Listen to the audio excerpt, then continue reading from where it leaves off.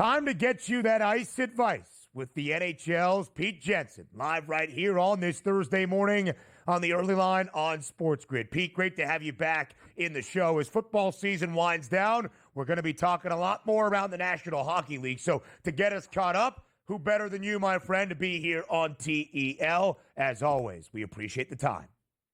Of course. Thanks for having me. And yeah, we're past the midway point in the season. You still got some great surprises going on out there, whether you're talking about the Minnesota Wild, Washington Capitals near the top of the standings. Nobody could have seen that coming. And Ovi is 20 away from passing Wayne Gretzky for the all-time goal mark. That's incredible. Also, a couple other surprises near the wild card races, whether you're talking about Columbus Blue Jackets and everything they've been through. Incredible story. Montreal Canadiens, and even the Calgary Flames out west. Nobody saw them coming. I thought they were going to be one of the worst teams in the league. So they always keep you on your toes in hockey with all this parity.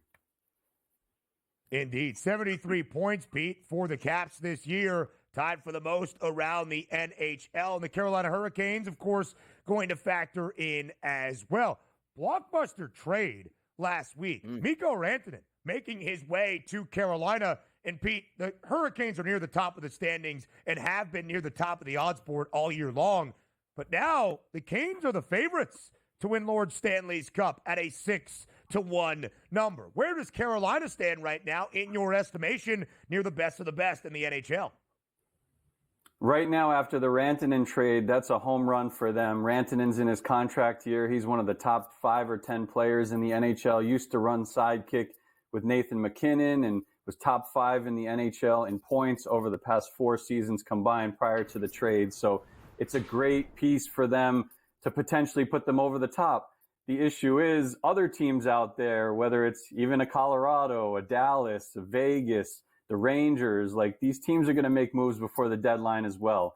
Right now, as it stands, getting Rantanen into the mix, playing on the top line with Sebastian Aho in the first power play, that's an excellent potential for them moving forward. He can also pivot to 2C to fill that hole for them. I really like that. They also got Freddie Anderson back.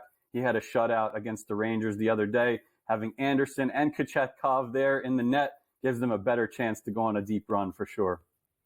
I love this stuff. You know, superstars changing teams here, changing the equations, going from conference to conference. Pete, if we look at the Eastern Conference and the Western Conference, I like to do this with you. Give me a team that you didn't anticipate being as good as they are this year and one that's underperforming for us right around the 50-game mark. The underperforming team has to be the Rangers. I know they've been better this month, one of the top teams in the league in January for sure, and Shesterkin's back healthy and playing pretty well. But overall, a lot of the top guys on the Rangers have not performed at an elite level this season.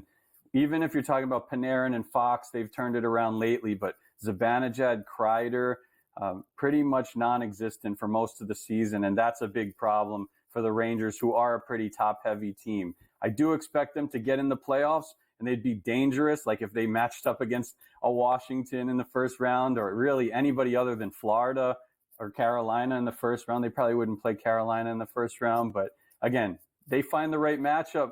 They could go on a surprising run, the Rangers, on the back of Shesterkin. And then as far as surprises, it's got to be Washington. Washington, even when Ovi was out, they were road warriors. They had an incredible stretch when Ovi was out. A lot of props to guys like Jacob Chychrun, who they got in the offseason. Logan Thompson is a dark horse Vezina candidate. He's not dark horse anymore, but it's still going to take him to sustain this to have a case over Connor Hellebuck, but he's certainly in the mix and has gotten Washington at least a point in almost every game he's played this season, incredibly. Which is insane. The Capitals obviously off to a great start. You saw it there on the Stanley Cup odds board, 17-1, tied for the 9th best price right now around the NHL. Pete, let's look at the 10-game slate we have on this Thursday evening on the ice and highlight a few games. Some hefty favorites. We've talked about the Hurricanes, greater than a $4 money line favorite against the Chicago Blackhawks at home in Carolina. Edmonton, minus 285 against Detroit, and the Golden Knights, minus 245 as well. Pete, as you look at the games tonight, either on this board or across the slate, which one should we all be paying attention to on this Thursday?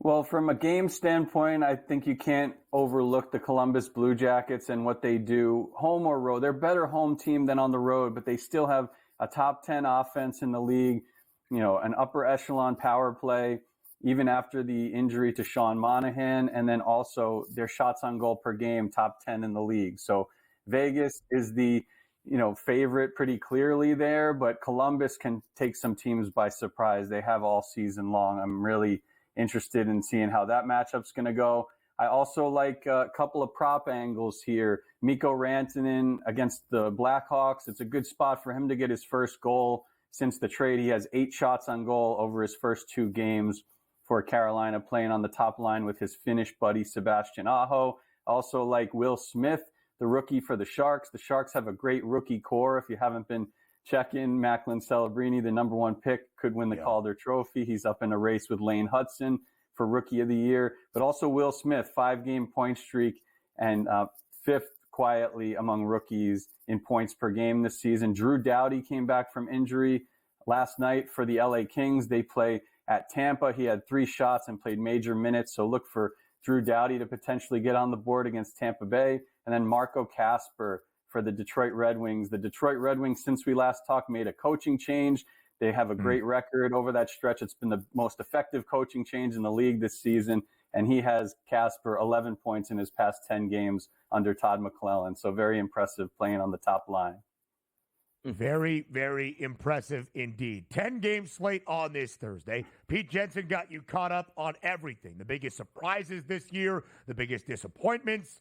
We're past the midway point in the National Hockey League regular season as well. The team's trending in that positive direction down the home stretch, of course, trying to get into the best postseason in sports, the hunt for Lord Stanley's Cup. Pete, as always, we appreciate the time. Thank you for being here on this Thursday on the Early Line on SportsGrid.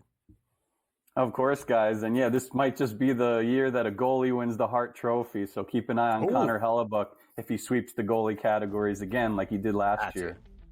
It's Urson. All right. Come on, Pete it's Urson, Pete. Urson's winning it. Come on, go. Flyer shout out from Donnie, of course. More on the Early Line next.